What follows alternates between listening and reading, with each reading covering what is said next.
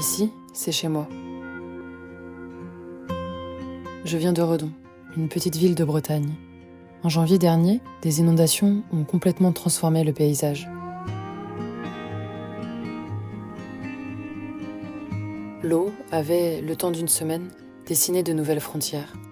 Des routes disparues, des chemins engloutis.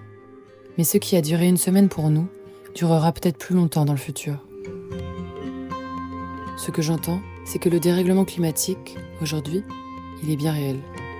Et moi, ce qui me fait peur, c'est d'avoir connu des paysages que d'autres ne connaîtront pas. Papa, regarde, il va avoir de la neige. Papa, regarde, il va avoir de la neige. Ah bon? Il y a de la neige? Ah!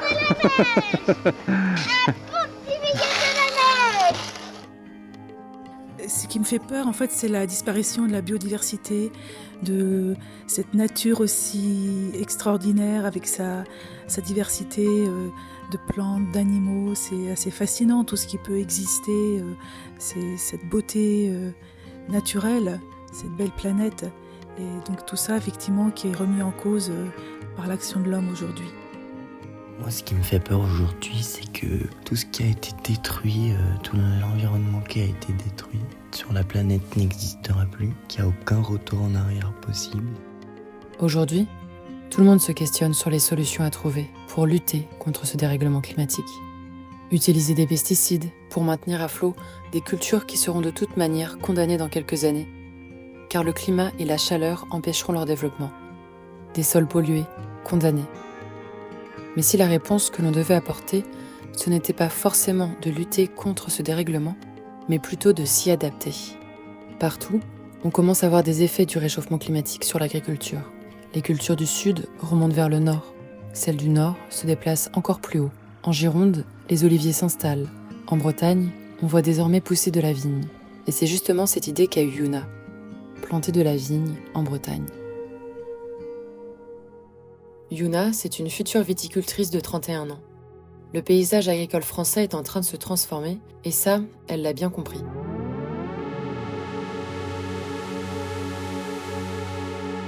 Ça en fait rire plus d'un de voir qu'il y a des huluberlus qui se lancent en Bretagne à faire du vin. Pour elle, s'adapter au changement climatique, c'est aussi réinventer notre rapport à la tradition viticole. En France, on reste trop attaché à nos cépages historiques. On est très conservateur sur nos terroirs, c'est nos identités régionales. C'est un peu comme une résistance au changement, une peur de déroger à la tradition. Effectivement, dans des régions où le vin est le marqueur d'un territoire, ça remet en cause énormément de choses et ça va être compliqué.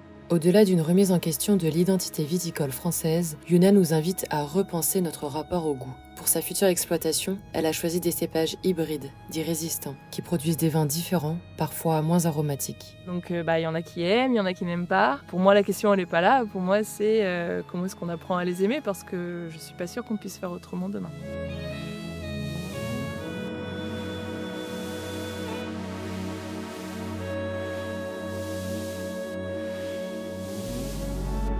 En effet, car pour Yuna, ce choix d'un cépage hybride résistant n'est pas anodin. C'est une alternative à l'utilisation des pesticides. Pour moi, une façon de cultiver la vigne en ayant le moins d'apport dans le sol. Voilà, le cuivre, c'est un métal lourd, ça reste à vie dans les sols. Là, l'idée, c'est vraiment d'essayer de minimiser ces apports pour conserver des sols de qualité, sains pour toutes les générations qui vont cultiver derrière moi. C'est aussi pour Yuna une façon de protéger ses futures vignes contre les deux principales maladies agricoles bretonnes, le mildiou et l'oïdium. Je pense que les cépages résistants sont une des solutions qui pourront nous permettre de continuer à faire du vin.